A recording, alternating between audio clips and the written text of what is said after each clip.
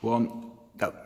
I'm joined today by Bruce Kent, who is a peace activist extraordinaire, and I have to tell you, Bruce, very influential in my early years, in my development. I'm in my early 70s now. Only a boy. Only a boy. That's how I feel, and I get inspired by it. I'd like to start us off with the time I came into contact with you, not physically, but with your movement, with your influence, through the campaign for nuclear disarmament. So where did that start in your life? It started really almost by accident, because I had a great collision with the CND when they were interfering with the weddings I was doing on an Easter Monday. Right. They paraded up Kensington High Street, and none of my brides could get to the church.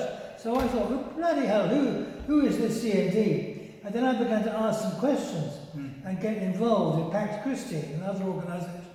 And I thought, they're absolutely right. You can't, nuclear weapons are based on a willingness to commit mass murder. That's what they are. And so I began to get active in CND at a time when CND was actually going downhill a bit in the 70s. The Vietnam War and all that came along. And so I got more and more involved, and in a way more and more distant from the official end of my church, because they weren't in favour of nuclear weapons, but they certainly weren't passionately opposed. So I got really confused. I became very active in the campaign against the Vietnam War when I was a university student. But I was always confused about nuclear weapons at that time, because my parents' generation had described how the nuclear warhead had shortened the war, shortened the Second World War. So that was the source of my confusion at the time. How did you react to that sort of argument? Well, I swallowed it. I swallowed it completely, because I didn't know any of the history. That the Japanese military were actually looking for a solution to the Second World War before the bombs were dropped at all. But we didn't know about that. That was the reality of the matter. And I think the dropping of the bombs had more to do with keeping the Soviet Union out of the Pacific than it had with actually ending the war. The war could have been resolved in a negotiated fashion with the then Japanese military, but it wasn't. But even if you can't find an alternative, killing 120,000 people in a second is immoral, and whatever the consequences are, you cannot do that kind of thing. So I'm really interested in the period in your career, in your life, when you combined life as a Catholic priest with life of a campaigner. Is that an easy combination, or was that quite a skillful combination? It's difficult, but I did a lot of it through Pax Christi, and we made friendships with all sorts of countries. We supported conscientious objectors. We did some useful things in the Catholic Church through Pax Christi. Peace Sunday is, I think, one of the things that we helped to start in January. So, in a way, I wasn't in a collision over that. I was just eccentric. I wasn't someone to be pushed out of it.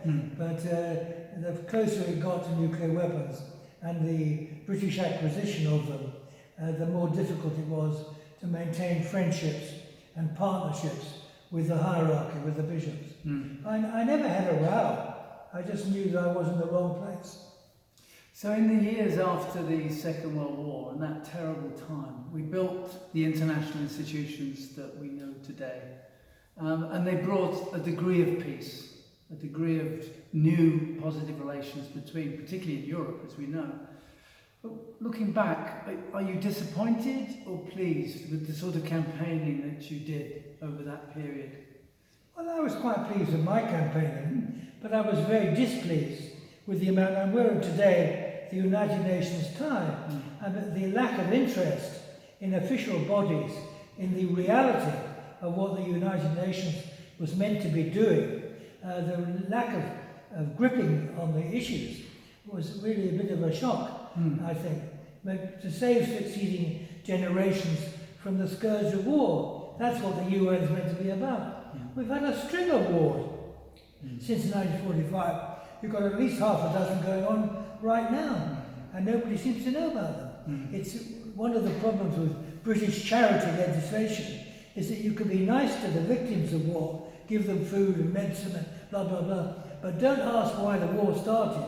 Or why are we supporting Saudi Arabia with shiploads of bombs to drop on the Yemen? Don't ask those questions. And we have to ask those questions.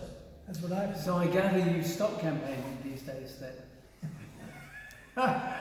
I think that'll be the day when the undertaker comes with a little wooden box. That'll be the day I stop campaigning. So today you and I are in Coventry at a degree convocation, graduation ceremony, when so many young people are qualifying, a big life journey for them. And tell us a little bit more of the message you gave them today in the cathedral. You asked them to ask a few better questions and not to be patient, not to wait for inspiration as you described in your life. Well, I tried to tell them, don't be like me, hang around until you're middle-aged and someone asks you a question like Archbishop Roberts asked me.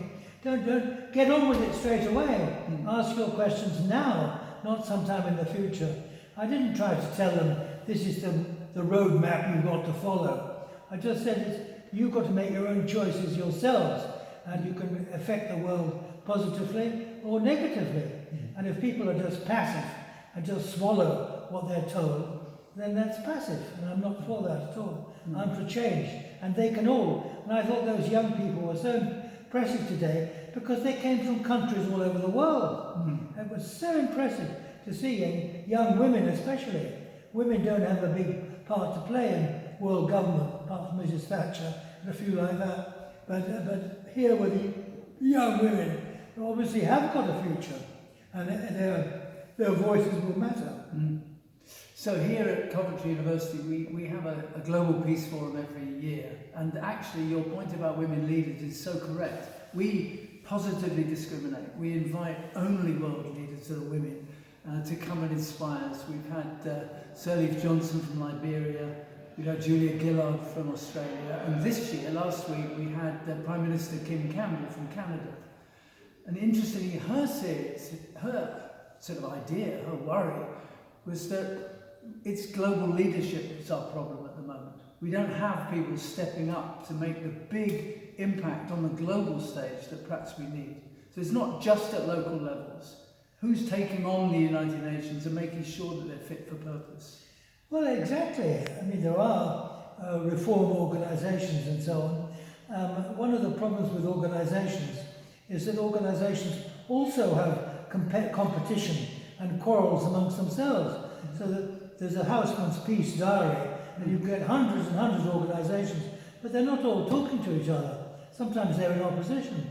And I think we've got to do what we can where we are to get sensible voices heard in different organisations. And that's all you can ask. I don't know what the future is. I'm not a prophet. I just think that we've got to do something to change. And we have the power of doing that. So they get on with it.